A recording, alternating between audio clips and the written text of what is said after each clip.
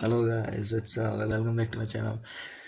Sorry, as the light has gone out, so we have to adjust in this my sister's mobile's light.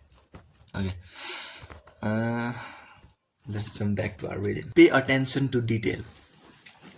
Okay, lofty words and grand gestures can be suspicious. Why are you trying so hard to please? The details of a seduction, the subtle gestures, the offhand things you do are often more charming and revealing. You must learn to distract your victims with a myriad of pleasant little rituals, thoughtful gifts tailored just for them, clothes and adornment designed to please them, gestures that show the time and attention you are paying them. All of their senses are engaged in the details you orchestrate. Create create spectacles to dazzle the eyes. Mesmerized by what they see, they will not notice what you are really after. Learn to suggest the proper feelings and moods through details. Suggest the proper feelings of moods and moods through details. Okay. The mesmerizing effect. In December 1898, the wives of the seven major Western ambassadors to China received a strange invitation. The 63-year-old Empress Dowager Shu was hosting a banquet in their honor in the Forbidden City in Beijing. The ambassadors themselves had been quite displeased with the Empress Dowager for several reasons. She was a Manchu, a rare of northerners who had conquered China in the early 17th century, establishing the China dynasty and ruling the country for nearly 300 years. By the 1890s, the Western powers had begun to carve off parts of China, a country they considered backward. They wanted China to modernize, but the Manchus were conservative and resisted all reform. Early in 1898, the Chinese Emperor Quang Shu, the Empress Dowager's 27-year-old nephew, had actually begun a series of reforms with the blessings of the West. Then 100 days into this period of reform, word reached the Western diplomats from the Forbidden City that the emperor was quite ill and that the Empress Dowager had taken power. They suspected foul play. The Empress had probably acted to stop the reforms. The Emperor was being mistreated, probably poisoned, perhaps he was already dead. When the seven ambassadors' wives were preparing for their usual visit, their husbands warned them, "Do not trust the Empress Dowager." Empress Dowager, a wily woman with a cruel streak, she had risen from obscurity to become the concubine of a previous emperor and had managed over the years to accumulate great power, far more than the emperor. She was the most feared person in China. On the appointed day on the appointed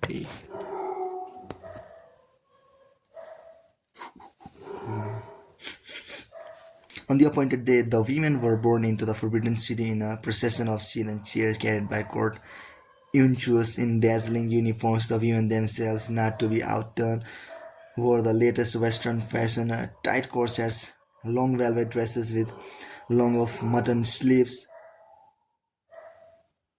billowing petticoats, tall plumed hats. The residents of the Forbidden City looked at their clothes in amazement, and particularly at the way their dresses displayed their prominent bosoms.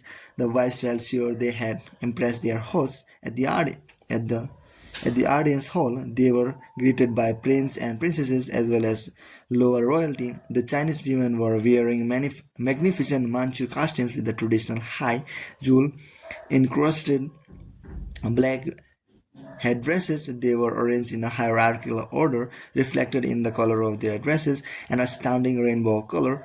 The wives were served tea in the most delicate porcelain cups. Then porcelain cups.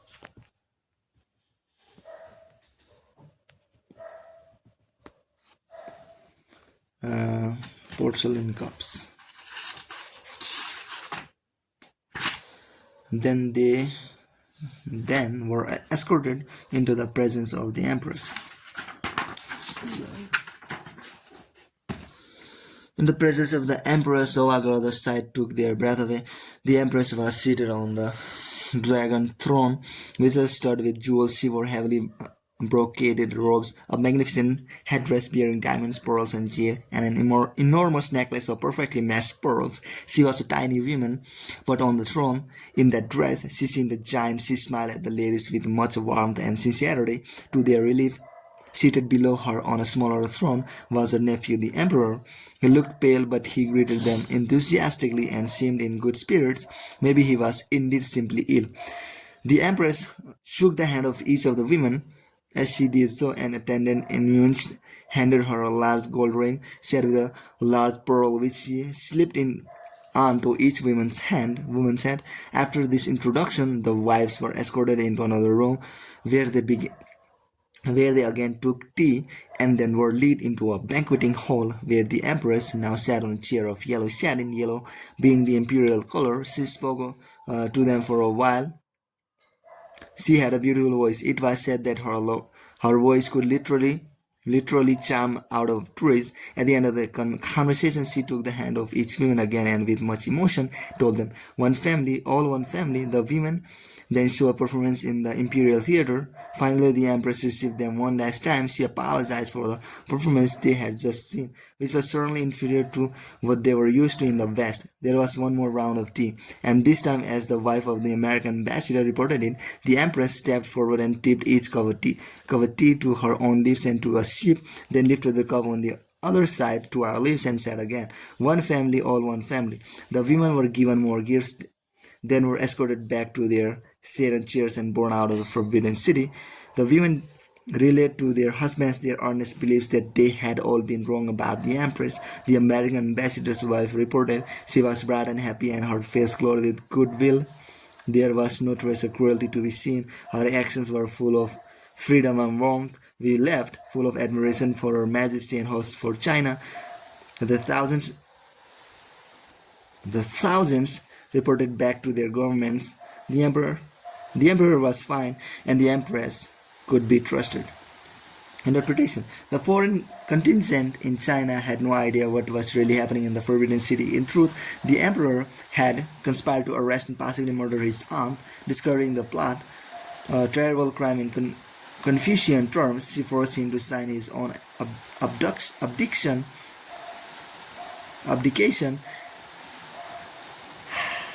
had him confined, and told the outside world that he was ill. As part of his punishment, he was to appear at state functions and act as if nothing had happened. The Empress Dowager loathed Westerners, whom she considered barbarians. She disliked the ambassadors' wives with their ugly faces and simpering ways. The banquet was a seduction to appease the Western powers, which had been threatening invasion if the emperor had been killed. The goal of the seduction was simple: dazzle the wives with color. Spectacle theater. The empress applied all her expertise to the task, and she was a genius for details. She had designed the spectacle in a rising order, the uniformed in inches first, then the Manchu ladies in their headdresses, and finally the empress herself. It was pure theater, and it was overwhelming. Then the empress brought the spectacles down a notch, humanizing it with gifts, warm greetings, the reassuring presence of the emperor, teas and entertainment, which were in no way inferior to anything in the West. She ended the banquet on another high note. The little drama with the sharing of the teacups, followed by even more magnificent gifts. The women's heads were spinning when they left. In truth, they had never seen such exotic splendor, and they never understood how carefully its detail had been orchestrated by the empress. Charmed by the spectacle, they transferred their happy feelings to the empress and gave her their approval, all that she required. The key to distracting people, seduction is distraction, is to fill their eyes and ears with details, little rituals, colorful objects. Detail is what makes things seem real and substantial. A thoughtful gift won't seem to have an ulterior motive. A ritual full of charming little actions is so enjoyable to watch. Jewelry, handsome furnishings, touches of color in clothing dazzle the eye. It is a childish weakness of ours. We prefer to focus on the pleasant little details rather than on the larger picture. The more senses you appeal to, the more mesmerizing the fact. The objects you use in your seduction, gifts, clothes, etc. speak their own language, and it is a powerful one. Never ignore a detail or leave one to chance. Orchestrate them into a spectacle. No one will notice how manipulative you are being. The sensuous effect. One day a messenger told Prince Genji, the aging but still consummate seducer in the Heian court of the late 10th century Japan, that one of his youthful conquests had suddenly died, leaving behind an orphan, a young woman named Tamakajura. Genji was not Tamakajura's father, but he decided to bring her to court and be her protector anyway. Soon after her arrival, men of the highest rank began to woo her. Genji had told everyone she was a lost daughter of his, and as a result, they assumed that she was beautiful, for Genji was the handsomest man in the court. At the time, men rarely saw a young girl's face before marriage. In theory, they were allowed to talk to her only if she was on the other side of the screen. Genji showered her with attention, helping her sort through all the love letters she was receiving and advising her on the right match. As Tamakajura's protector, Genji was able to see her face, and she was indeed beautiful. He fell in love with her. What a shame, he thought, to give this lovely creature away to another man. One night, overwhelmed by her charm, he held her hand. He held her hand and told her how much she resembled her mother, whom he once had loved. She trembled, not with excitement, however, but with fear, for although he was not her father, he was supposed to be her protector, not a shooter. Her attendants were away, and it was a beautiful night. Genji slightly threw off his perfumed robe and pulled her down beside him. She began to cry and to resist. Always a gentleman, Genji told her that she would respect her wishes. He would always care for her, and she had nothing to fear. He then politely excused himself. Several days later, Genji was helping Tamakajura with her correspondence when he read a love letter from his younger brother, Prince Hotaru, who numbered among her suitors. In the letter, Hotaru berated Tamakajura for not letting him get physical close enough to talk to her and tell her his feelings. Tamakajura had not replied. Unused to the manners of the court, she had felt shy and intimidated. As if to help her, Genji got one of his servants to write to Hotaru in her letter, who warmly invited the prince to visit her. Hotaru appeared at the appointed hour. He smelled a beguiling incense, mysterious and seductive, mixed into this scent was Genji's own perfume. The prince felt a wave of excitement. Mixed into this scent was Genji's own perfume. The prince felt a wave of excitement approaching the screen behind which Tamakajura sat. He confessed his love for her without making a sign. She retreated to another screen farther away. Suddenly there was a flash of light, as if a torch had flared up, and Hotaru saw her profile behind the screen. She was more beautiful than he had imagined. Two things delighted the prince: the sudden mysterious flash of light and the brief glimpse of his beloved. Now he was truly in love. Hotaru began to court her assiduously, meanwhile feeling reassured that Genji was no longer chasing her. Tamakajura saw her protector more often. Now she could not help notice little details. Genji's robes seemed to glow in pleasing and vibrant colors, as if dyed by unworldly hands. Hotaru's robes seemed red by comparison, and the perfumes burned into Genji's garments. How intoxicating they were! No one else bore such a scent. Hotaru's letters were polite and well written, but the letters Genji sent her were on a magnificent paper, perfumed and dyed, and they quoted lines of poetry, always surprising yet always appropriate for the occasion. Genji also grew and gathered flowers and wild carnations, for instance, that he gave as gifts, and that seemed to symbolize his unique charm. One evening, Genji proposed to teach Tamakajura how to play the koto. She was delighted. She loved to read romance novels, and whenever Genji played the koto, she felt as if she were transported into one of her books. No one played the instrument better than Genji. She would be honored to learn from him. Now he saw her often, and the method of his lesson was simple. She would choose a song for him to play, and then would try to imitate him. After they played, they would lie down side by side, their heads resting on the koto, staring up the moon. Genji would have torches set up in the garden, giving the view the softest glow. The more Tamakajura saw of the court of Prince Hotaru,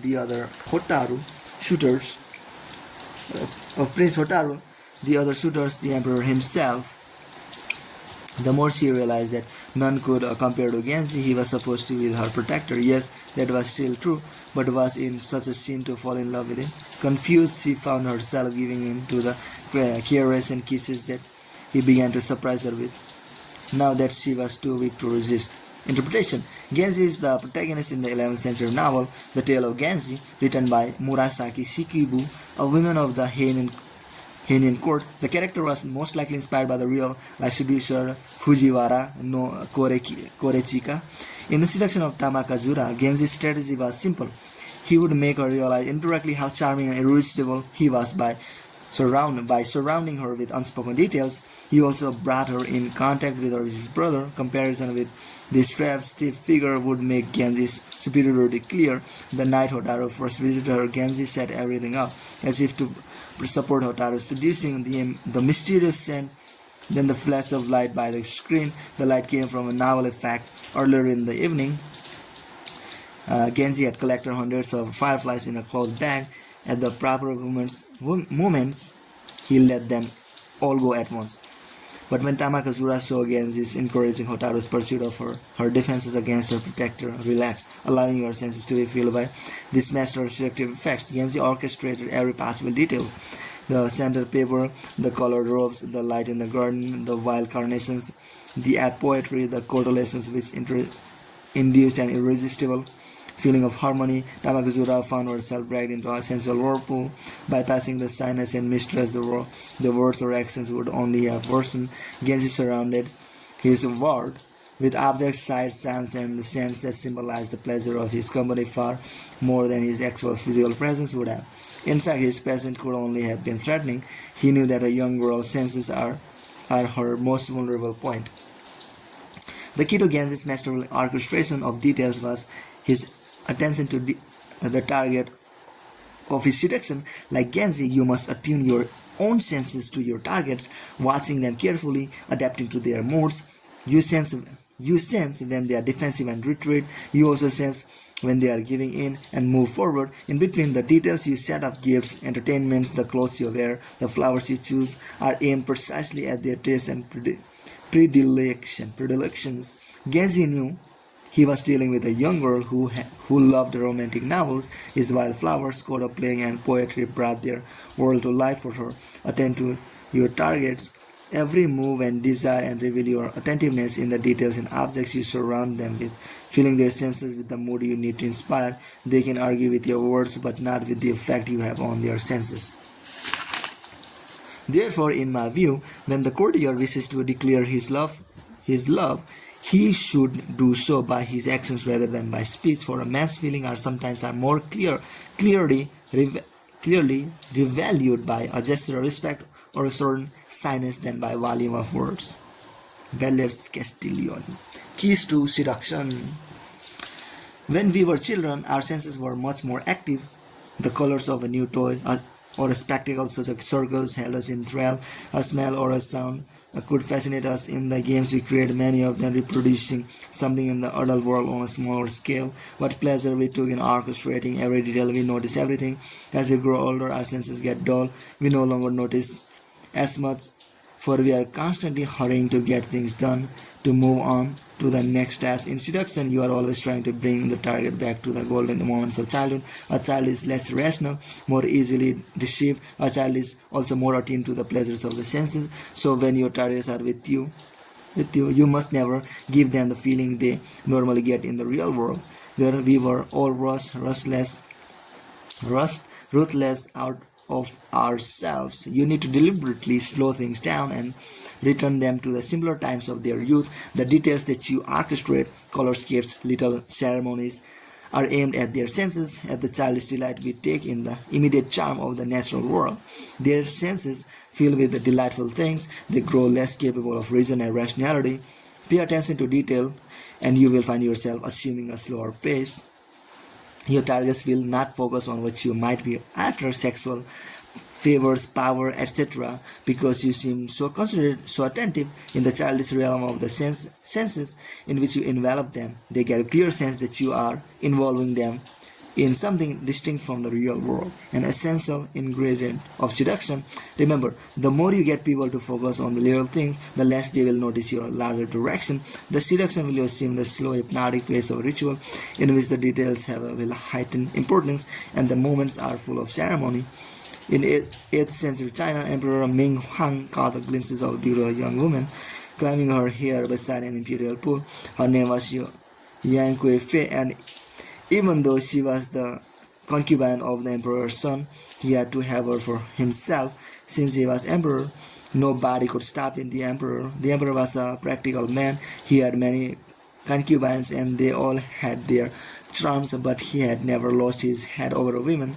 Young Kui-fi, though, was different. Her body exuded the most wonderful fragrance. She wore gowns made of the sheerest silk gaze, each embroidered with different flowers depending on the season. In walking, she seemed to float, her tiny steps invisible beneath her gown. She danced to perfection, wrote songs in his honor that she sang magnificently, had a way of looking at him that made his blood boil with desire. She quickly became his favorite. Yang Kuei-fei drove the emperor to distraction. He built places for her, spent all this time with her, satisfied her every whim. Before long, his kingdom was bankrupt and ruined. Yang Kuei-fei was an artful seductress who had a devastating effect on all of the men who crossed her path. There were so many ways her presence charmed: the scents, the voice, the movements, the witty conversations, the artful glances, the embroidered gowns. These pleasurable details turned a mighty king into a distracted baby. Since time immemorial, women have known that within the most apparently self-possessed man is an animal whom they can lead by filling his senses with the proper physical lure. The key is to attack on as many fronts as possible. Do not ignore your voice, your gesture, your walk, your clothes, your glances. Some of the most alluring women in history have so distracted their victims with sensual details that the men fail to notice it is all an illusion. From the 1940s on into the early 1960s, Pamela Churchill Harriman had a series of affairs with some of the most prominent and wealthy men in the world. Avril Harriman, whom years later she married, Gianni Anglese, heir to the Fiat fortune, Baron Elie de Rothschild. What attracted these men and kept them in thrall was not her beauty or her lineage or her vivacious personality, but her extraordinary attention to detail.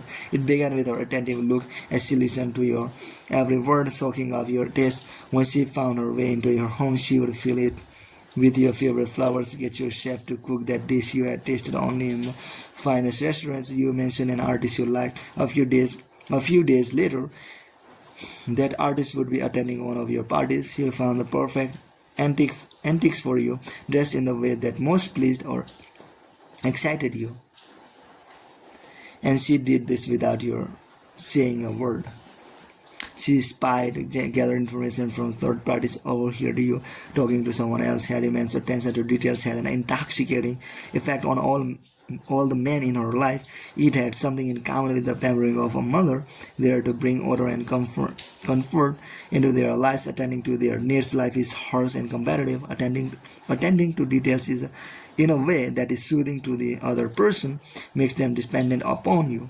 The key is probing their needs in a way that is not too obvious, so that when you make precisely the right gestures, it's uncanny, as if you had read their minds. This is another way of returning to your targets to childhood when all of their needs were met. In the eyes of women all over the world, Rudolph Valentino reigned as a great lover through much of the 1920s. The qualities behind his appeal certainly included his handsome, almost pretty face, his dancing skills, the strangely exciting streak of cruelty in his manner. But his perhaps most enduring trait was his time-consuming approach to courtship. His films would show him seducing a woman slowly, with careful details, sending her flowers, choosing the variety to match the moods he wanted to induce. taking her hand, lighting her cigarette, escorting her to romantic places, leading her on the dance floor. These were silent movies, and his audience never got to hear him speak. It was all in his gestures. Men came to hate him for their wives and girlfriends now expected the slow, careful Valentino treatment. Valentino had a feminine streak. It was said that he would a woman the way another woman would, but femininity and not neat figure in this approach to seduction. In the early 1770s, Prince Gregory Potemkin began an affair with Empress Catherine the Great of Russia that was to last many years. Potemkin was a manly man, and not at all handsome, but he managed to win the emperor's heart by the many little things he did, and continued to do long after the affair had begun. He spoiled her with wonderful gifts, never tired of writing her long letters arranged for all kinds of entertainments for her, composed songs to her beauty. Yet he would appear before her barefoot, hair uncombed, clothes wrinkled. There was no kind of fussiness in his detailed attention, which however did make it clear he would go to the ends of the earth for her. A woman's senses are more refined than a man's. To a woman, young face overt sensual appeal would seem too hurried and direct. What that means, though, is that all the man really has to do is to take it slowly, making seduction a ritual full of all kinds of little things he has to do for his target. If he takes his time, he will have her eating out of his hand. Everything in seduction is a sign and nothing more. So then clothes, it is not that you have to dress interestingly, like elegantly or provocatively, but that you have to dress for your targets, you have to appeal to your target's taste. When Cleopatra was seducing Mark Antony, her dresses was not brazenly sexual. She dressed as a Greek goddess, knowing his sadness for such fantasy figures. Madame de Pompadour, the mistress of King Louis, knew the king's weaknesses, his chronic boredom. She constantly wore different clothes, changing not only their color but their style, supplying the king with a constant feast for his eyes. Pamela Harriman was subdued in the fashion she wore, befitting her role as high society geisha and reflecting the sour taste of the men she seduced. Contrast works well here. At work or at home, you might dress nonchalantly. Marilyn Monroe, for example, wore jeans and t-shirt at home, but when you are with the target, you wear something elaborate, as if you were putting on a costume. Your Cinderella transformation will stir excitement and the feeling that you have done something just for the person you are with. Whenever your attention is individualized, you would not dress like that for anyone else. It is infinitely more seductive. In the 1870s, Queen Victoria found herself wooed by Benjamin Disraeli, her own prime minister. Disraeli's words were flattering and his manner insinuating. He also sent her flowers, Valentine's gifts, but not just any flowers or gifts, the kind that most men would send.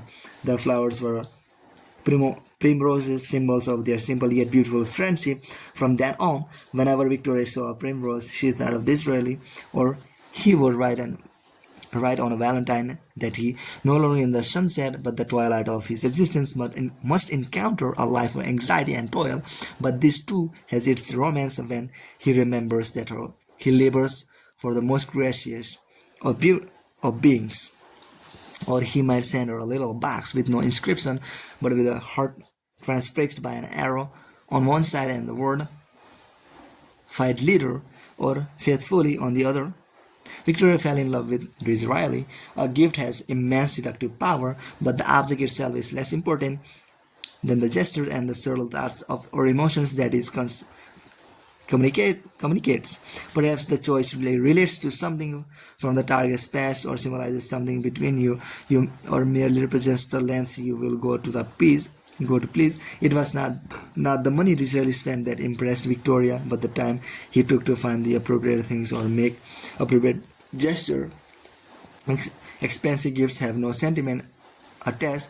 They may temporarily excite their recipient, but they are quickly forgotten. As a child forgets a new toy, the object it reflects its giver attentiveness has a lingering sentimental powers which resurfaces every time its owner sees it. In 1919, the Italian writer and war hero Gabriele D'Angelino managed to put together a band of flowers and take over the town of Fiume on the Adriatic coast. Napardo, Slovenia. They established their own government there, which lasted for over a year. The Annunzio initiated a series of public spectacles that were to be immensely influential on politicians elsewhere. He would address the public from a balcony overlooking the town's main square, which would be full of colorful banners, flags, pagan religious symbols, and at night torches. The spectacles would be followed by a procession. Although the Annunzio was not at all a fascist, what he did in crucially affected Benito Mussolini, who borrowed his Roman salutes, his use of symbols, his mode of public addresses. Spectacles like this have been used since then by governments elsewhere, even democratic ones. Their overall impression may be grand, but it is the orchestrated details that makes them work. The number of senses they appeal to, the variety of emotions they stir. You are aiming to distract people, and nothing is more distracting than a wealth of details. Fireworks, flags, music, uniforms, marching soldiers, the feel of the crowd packed together. It becomes difficult to think straight, particularly if the symbols and details stir up patriotic emotions. Finally, words are important in seduction and have a great deal of power to confuse, distract, and boost the vanity of the target. But what is most seductive in the long run is what you do not say, what you communicate indirectly. Words come easily and people distrust them. Anyone can say the right words, and once they are said, nothing is binding, and they may even if forgotten altogether. The gesture, the thoughtful gift, and the little details seem much more real and substantial. They are also much more charming than lofty words about love, precisely because they speak for themselves and let the seduce read into them more than is there. Never tell someone what you are feeling. Let them guess it in your looks and gestures. That is the more convincing language.